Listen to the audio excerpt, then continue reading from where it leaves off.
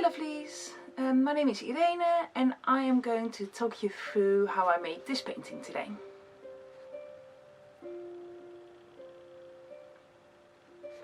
I made this painting on watercolor paper. It's quite thick, it's like 300 GCM paper.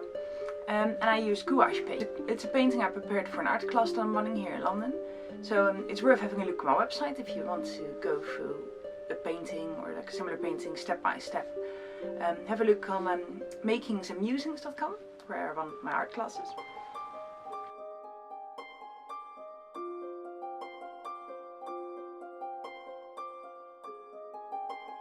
So let's dive straight into it. This is the painting that we're making today. And because the colors are quite dark and it's going to be like an aurora type of sky, I started with darker colors. And the paper I'm using is made quite wet, so you can see that there's a bit of a shine on it, and that's because I made paper wet before I started painting. And because the wet paint on the wet paper runs out and bleeds out in a way, you can see that all the colors blend together beautifully. It's not like as you see here with green and the blue. The yellow and the blue, it creates green and it really mixes up very nicely. So that technique works really well for creating backgrounds of any sort. It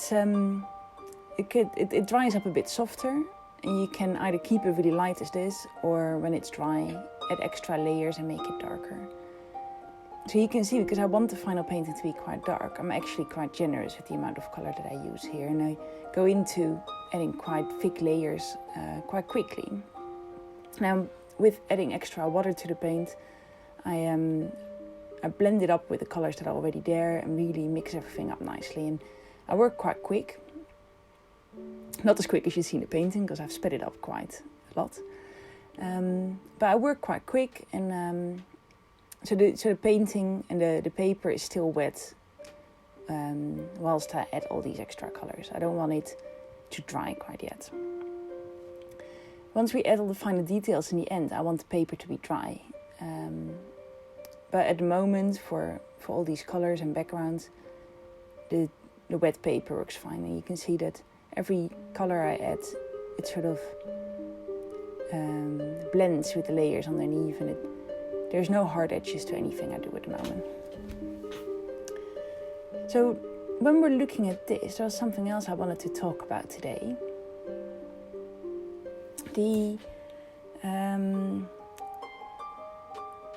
I was going to talk about my own sort of personal health a little bit and about migraines, because I've had migraines since I was a kid, and when I was younger, I did not realize what they were. They were just some sort of total body shutdown. Nowadays, I don't get them very often anymore. Luckily, I know what they are and I recognize the signals. So it's not something that I'm particularly worried about, because when I have them, for me, it just means that I need to step away from busy life, and it's a moment to check in with myself to think, oh, maybe I've overstepped my boundaries. Maybe I do need to take this rest. It's an indication for me that my body needs the rest that maybe I've not given that. And I thought it was quite interesting. I've been thinking about this for a little while, because so many people use medicine to just take their energy a little bit further.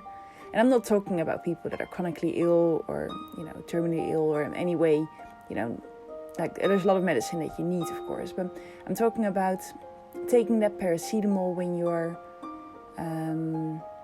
a bit tired, when you've got a bit of a headache and you think, oh, actually, I need to keep going today and push myself a little bit further. And for me, after I've sort of been through a period in life where I've had to do that sort of frequently and I've overstepped my boundaries, it often follows up with a migraine after a while. And it's an indication that I just need to take rest and take a step back. Which sort of brings me to the following point, because for me, my migraines, even though they're super annoying and I can't really do anything when I have them and it just means a complete shutdown, they're also a blessing, because my body tells me when I need to take a step back and when I need to check in with myself and see what it actually is that I need, and maybe take some time for self-care. I realize that most people might not have something like that, like an emergency button. My migraines are my emergency button, and I know I need to put the brake on. If you don't have an emergency button like that, that forces you to, stop and check in with yourself. I think it's important to be your own button and make sure that, you check in with yourself regularly to make sure you don't overstep your boundaries. And I find that mindfulness, meditation, or even taking some time to do a painting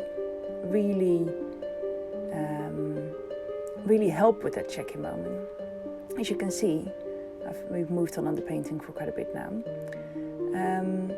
As you can see, the background is now dry. I've added lots of extra yellow, lots of extra dark blues, and I use almost undiluted black now on the dry paper to the foreground. It's really important there that the paper is dry, because otherwise all this foliage that I'm drawing, all these fine lines, they would bleed out and mix up completely with the background that's behind it.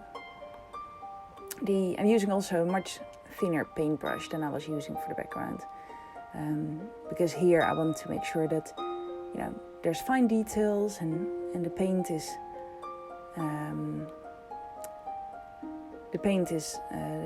precisely in the places where I want it to be.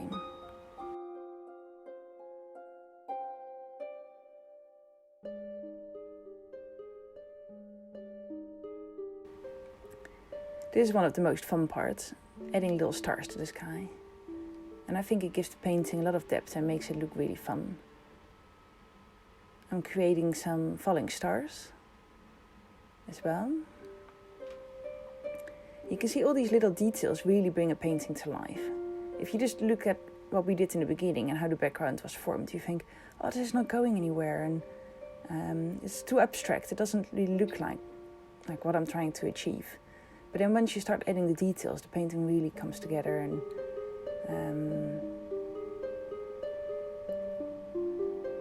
starts to form like a bigger piece.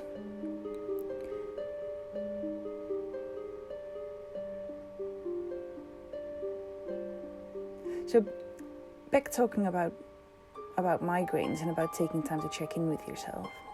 Doing something like this, where you make a painting for an hour. It took me about an hour to make this painting. Taking the time to do that and really focus on something that takes your full concentration in a way that doesn't involve computer screens, doesn't put pressure on you. It doesn't have to be like a finished, complete piece. It's all about the enjoyment of making a painting in the moment, and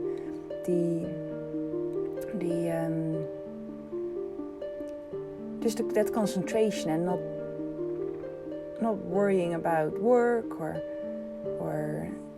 maybe family or relationships or other things that you might have on your mind. Just for that 1 hour, just focusing on something that's completely separate from you.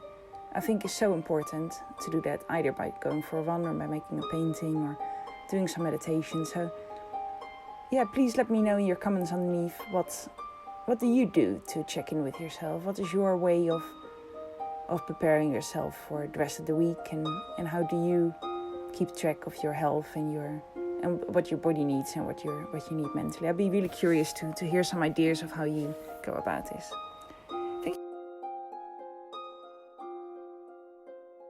If you like this video, please hit that subscribe button, and you'll get updated of when I post other videos. I'd really like to see you here again. I'll be posting more regularly, so hopefully to see you soon. Thank you so much. Bye.